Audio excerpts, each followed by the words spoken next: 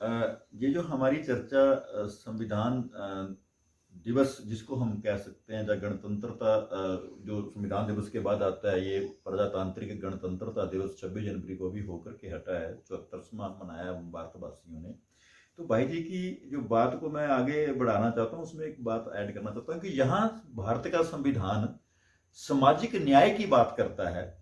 तो वो भारत का संविधान उसके साथ साथ हाशिए पर बैठे हुए प्रत्येक व्यक्ति के लिए आर्थिक मुक्ति की घोषणा भी साथ करता है। लेकिन सामाजिक न्याय और आर्थिक मुक्ति वो यूं ही तो नहीं मिल जाएगी, उसके लिए जो राजनीतिक तंत्र है उसमें जो रिपब्लिक शब्द ऐड किया गया है कि लोगों द्वारा चुना गया प्रतिनिधि भारत के संविधान को कितना इंप्लीमेंट कर पाएगा। लेकिन जो आपने बात रखी कि वंशानुगत हो गया है, कुल के लोग जो हैं वही आगे आना चाहते हैं, तो भारतवर्ष 670 से ज्यादा रियासतों को तोड़ करके बनाया गया, जो स्टेट्स बनाई गई जी,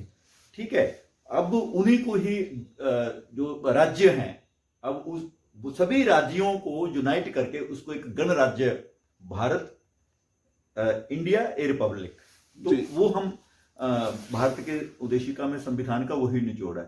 तो अब जिन लोगों का डीएनए में या उनकी मानसिकता में कहीं ना कहीं ये बात है कि राजा का शासन है, राजा के बाद राजा के बच्चे ने ही बनना है, तो वो जो पब्लिक रिप्रेजेंटेटिव लोग हैं और उसके लिए दो लोग सबसे ज्यादा जिम्मेदार हैं लोगों की मानसिकता को ऐसा बनाने के लिए। एक भारत का मीडिया, देखिए जहां जहां गणराज्य या गणतंत्र सफल हुआ है, जैसे यूएसए में या यूरोपियन कंट्रीज में, वहां क्या होता है कि अगर 2 पार्टी सिस्टम है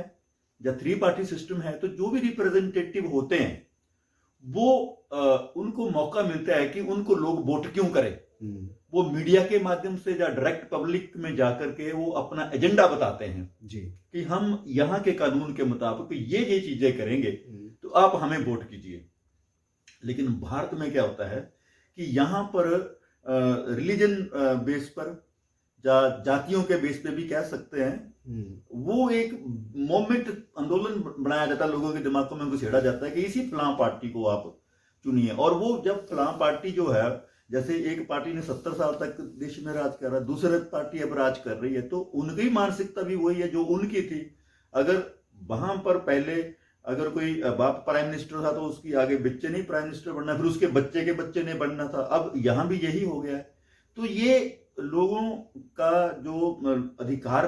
संविधान ने दिए हैं, ये उनका मजाक है और ये बिल्कुल भारत के संविधान की जिसको हम कहते हैं कि जो इंटरनल सोल है उसके अगेंस्ट है। तो ये खत्म होना चाहिए, और इसको कौन खत्म कर सकता है? पब्लिक ही खत्म कर सकती है, और मीडिया खासकर उस बहुत विशेष भूमिका। तो